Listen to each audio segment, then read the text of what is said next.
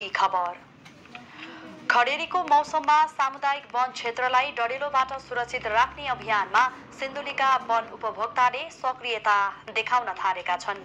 उपभोक्ताले झाडी सरसफाई, अग्निरेखा निर्माण र डढेलो निभाउने सामूहिक गस्ती समेत गर्दै आएका हुन्।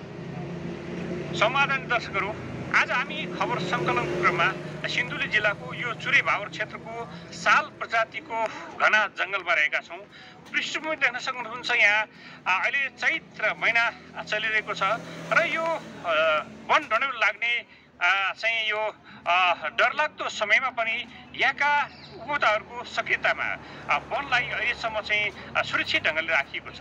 वन गस्ती यो आग लागिबाट चाहिँ आग लागि नहोस् जोगाउनको लागि भनेर चाहिँ हामीले वन गस्तीहरू टोली खटाइरहेको छ। अनि अब अग्निरेखाहरू काटेको छ वन संरक्षणको लागि। यो खहरेहरूबाट जुन बाढी पहिरोले गाउँघरमा पसेर क्षति पुर्याउँछ त्यसको रोकथाम भइरहेको छ।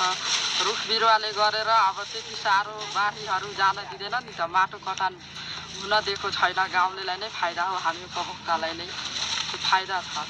वर्षैभरिको लागि 2 जना हेरालु खटाएको छु र अहिले बेला बेलामा हामी संरक्षणको लागि हामी आफै सामुदायिक वनको पदाधिकारीहरू पनि बेला बेलामा निगरानी गरिरहेको छु त्यसमा। र के भन्छ, डिभिजन वन कार्यालयको सहयोगबाट अग्निरेखा पनि बनायौँ अग्नि नियन्त्रणको लागि र झाडी सफाइको काम पनि डिभिजनकै सहयोगबाट पनि। एउटा वन डढेलो लाग्ने नदिने कुरा के गर्ने भन्ने कुरा रहेछ पर्छ भने लागिसकेपछि कन्ट्रोल मेजर भनेको लागिसकेपछि कसरी निभाउने भन्ने कुरा पर्छ। अब यो प्रिभेन्टिभ मेजरमा हामीले विशेष गरी यो गत 1 महिनाभन्दा बढीदेखि नै प्रचार प्रसार व्यापक प्रचार प्रसारको अभियानहरू सञ्चालन गरेका छौँ। अन्जानमा हुने लापरवाहीले हुने खालको डरले चाहिँ प्रचार प्रसारले अनि यस्ता कामले अन्तर्क्रियाहरूले पनि केही कम गर्न सहयोग गर्छ। तर जानी लाग्नेलाई चाहिँ कानुनी कारबाहीमा कठोर ल्याउने पर्ने हुन्छ। विशेष गरी यो वर्षदेखि यो हामीले स्थानीय प्रशासनको सहयोगमा यहाँका सुरक्षा निकाय विशेष गरी प्रहरीहरूसँग पनि समन्वयमा हामी काम गरिरहेका छौँ।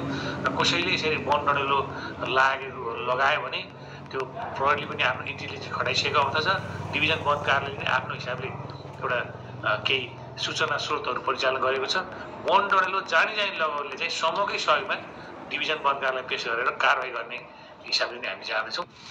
र यसरी नै यो विशाल सामुदायिक वनका उपभोक्ताहरूले चाहिँ वन क्षेत्रमा डढेलो लाग्न नदिनुको निम्ति 24 घण्टा गस्ती गर्ने, निगरानी गर्ने जस्ता कार्यहरू अन्य सामुदायिक वन समूहहरूले पनि गर्न सकियो भने चाहिँ यो वन डढेलोबाट आफ्ना वन क्षेत्रहरूलाई जोगाउनको निम्ति र देशका तमाम वन जङ्गलहरूलाई संरक्षण गर्नको निम्ति थप सहयोग पुग्ने थियो र यो उदाहरणीय कार्यको सबैले सराहना गर्न आवश्यक देखिएको छ।